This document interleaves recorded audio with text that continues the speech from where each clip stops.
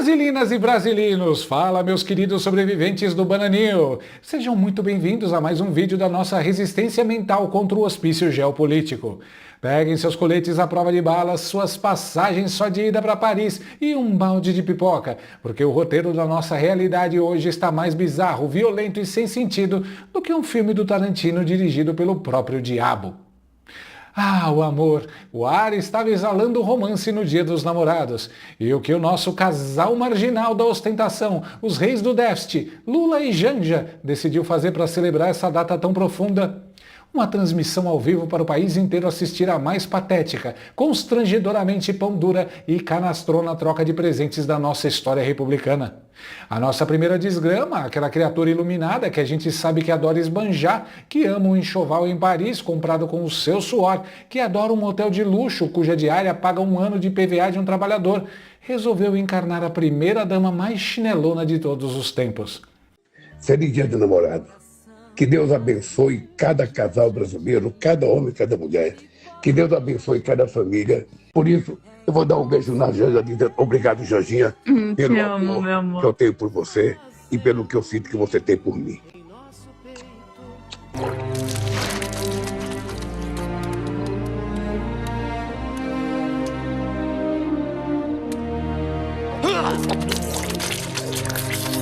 Dia da namorada. Não se importe em dar presente. Não se importe em dar presente. Isso aqui é apenas uma brincadeira minha e da Janja. Ela sabe que eu estou com chinelo velho. Mas é o seguinte, dê um beijo ao seu marido. Chinelos. Sim, você não ouviu errado. Num país que taxa até a luz do sol, o presente presidencial foi um pedaço de borracha para os pés. Mas o roteiro do amor econômico não parou por aí. O anão de 9 dedos, com toda a sua galanteria de sindicato, devolveu na mesmíssima moeda. Ele deu para ela outro par de havaianas, mandando um improviso poético digno de um para-choque de caminhão que dizia: preço baixo, amor alto. Gente, se o amor de vocês é medido pelo preço do chinelo, a inflação do afeto está em níveis alarmantes. Mas a verdadeira cereja desse bolo de mofo não foi a pão-durice escancarada do casal que vive de cartão corporativo. O grande lance foi a cor do presente. Verde, amarelo e branco. Engraçado, né? Que escolha curiosa. Essa é a mesmíssima turma que tem o vermelho como a cor do coração, que ama aquela bandeira com a estrelinha branca no meio e que historicamente trata o verde e amarelo como se fosse um vírus, como um símbolo fascista opressor. Historicamente, o PT joga o verde e amarelo direto no lixo da história deles. Mas vejam só que milagre da conveniência. Estamos em pleno ano de eleição e Copa. E quando bate o desespero de capturar aquele eleitor moderado, aquele cidadão comum que só quer ver a Copa do Mundo em paz, eles engolem o orgulho marxista, guardam um pano vermelho no armário e fingem que amam o Brasil desde criancinha. De repente, o discurso muda e eles soltam que chega dessa história de que a bandeira é tua ou minha. É de uma cara de pau monumental. É muita falsidade ideológica e hipocrisia concentrada para um par de chinelos só. É o populismo calçando 37 e fingindo que anda de transporte público.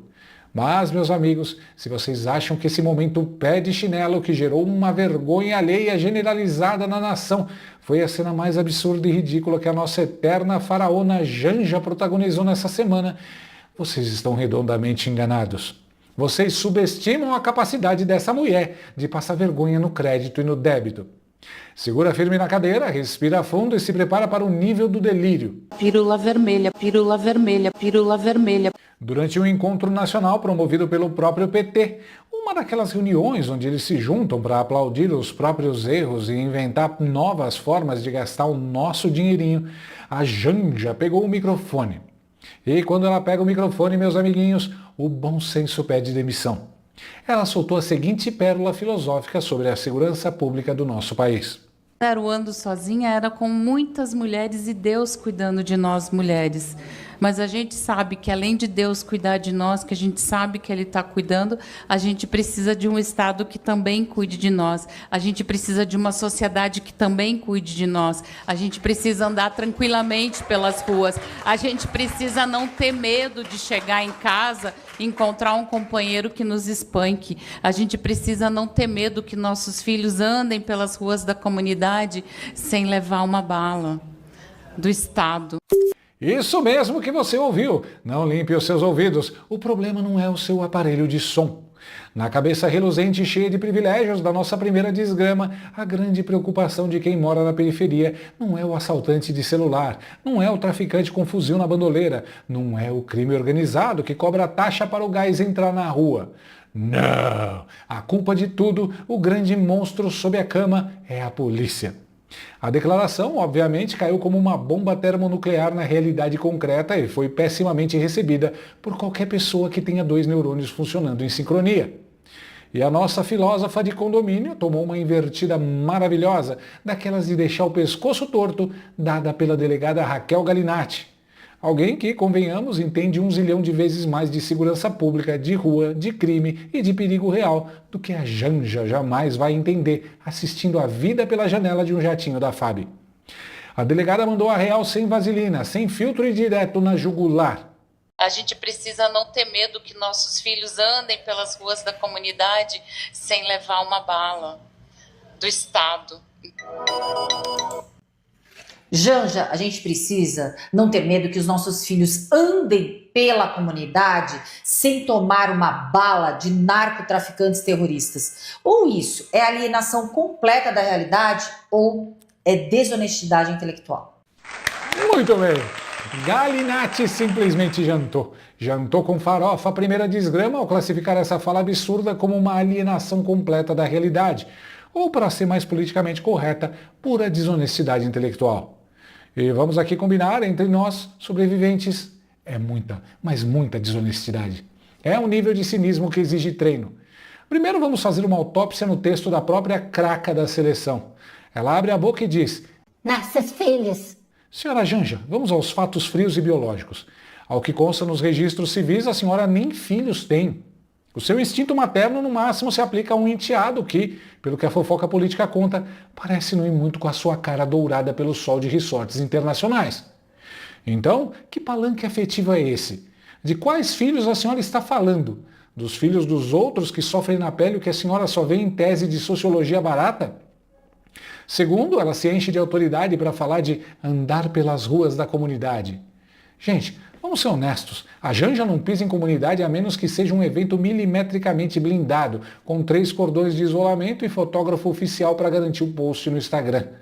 A nossa Maria Antonieta de Taubaté anda, na verdade, pelas ruas da França, pelas calçadas históricas de Roma, pelas vitrines da Inglaterra, pelos banquetes da Coreia e pelas recepções luxuosas da China.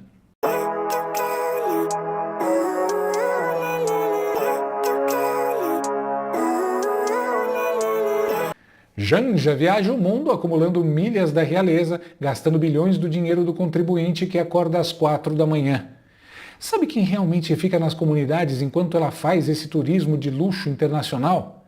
O trabalhador de verdade, a mãe de família carente, o jovem que quer estudar. E esses, meus amiguinhos, são os verdadeiros aterrorizados pelos criminosos que a mentalidade da patota dela insiste em romantizar. Mas essa fala desastrosa da blogueirinha do Planalto é o retrato perfeito, a moldura de ouro da distorção mental de valores que a esquerda carrega na sua essência. Para essa turma, a segurança pública não é uma questão de ordem e proteção, é um divisor de águas ideológico. Eles sofrem de uma dificuldade patológica, uma alergia crônica, uma repulsa ideológica de ficar do lado da polícia. Eles olham para o policial e enxergam um braço armado vilão, um agente opressor e assassino, enquanto correm para abraçar, proteger e justificar os criminosos como se fossem meras vítimas sociais. Coitadinhos desamparados que foram forçados pelo capitalismo a apontar uma pistola para a cabeça de um trabalhador. E por que o espanto? Não deveríamos estar surpresos. Afinal de contas, lembrem-se de que estamos falando do mesmíssimo governo onde o próprio chefe supremo, o Nove Dedos, já soltou a pérola de que traficante é vítima de usuário. Os usuários são responsáveis pelos traficantes, que são, vítimas dos usuários também. É a inversão total da lógica, o eclipse da sanidade. O cara que entra armado na favela, que monta tribunal do crime, que executa rival, que impõe o terror e o toque de recolher na comunidade, na cabeça deles é a vítima, tadinho. É o poste mijando no cachorro, é um mundo de ponta cabeça. Não é à toa, meus amiguinhos, que o presidente ficou visivelmente todo tristinho, com o brilho ferido, quando os Estados Unidos, através do senador Marco Rubio, classificaram formalmente o PCC e o Comando Vermelho como organizações terroristas. Estou muito triste hoje. Na ocasião, nosso mandatário chegou ao cúmulo absurdo de lamentar publicamente que chamaram os nossos criminosos de terrorista. Notaram o pronome possessivo? Os nossos criminosos. É de uma intimidade que dá calafrios. A fala da nossa primeira desgrama não é apenas um erro de comunicação, é uma acusação leviana, nojenta e asquerosa contra homens e mulheres que dão a vida pela segurança pública. Oi, oi, oi, oi, oi, oi. Ô, maravilha! Oi, oi! Quem mata inocente nas favelas, quem usa morador como escudo humano, quem transforma a vida da periferia num verdadeiro inferno, não é o Estado nem a polícia. São os traficantes e os criminosos que esse mesmo Estado, gerido com a incompetência e a conivência do PT e do STF, vive libertando através de saidinhas imorais, progressão de pena jato e indultos de Natal que parecem bônus de videogame para o crime.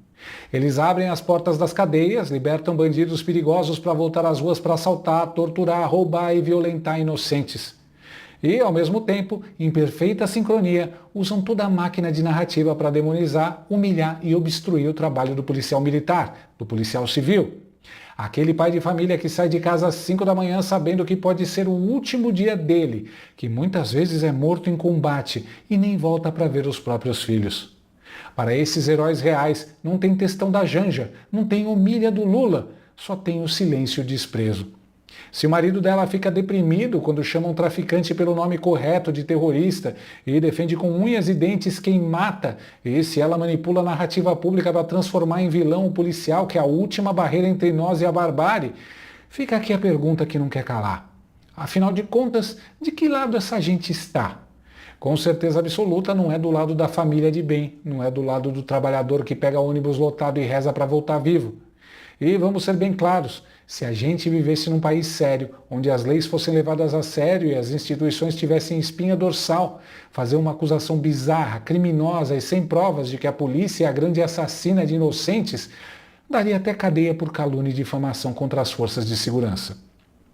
Mas relaxa, pessoal, não percam o sono por causa da criminalidade galopante. Pelo menos o nosso casal real tem um chinelinho verde e amarelo novinho em folha para calçar durante os Jogos da Copa do Mundo, comprado muito provavelmente com o cartão corporativo do amor. E superfaturado. O amor venceu e a conta chegou no seu lombo. Pelo menos La Casa de Papel da Janja caiu na internet. Deixa o seu like maroto, compartilha esse vídeo para aquele seu amigo que ainda vive no fantástico mundo de Bob e acha que o amor realmente venceu a inflação e o crime organizado. E até a próxima pancada de realidade. Fui! De USA Brasileiros, porque tá chegando a hora do Mundial e você pode adquirir esse chinelo maravilhoso temático da Copa do Mundo lá no site da USA Brasileiros, uma empresa mineira que bolou essa coleção aqui exclusiva, edição limitada da Copa do Mundo, com chinelos dos países sede, tem também o do México, tá ali com o Totonho, e tem também do Brasil para você esquentar o seu pé na torcida pela seleção brasileira.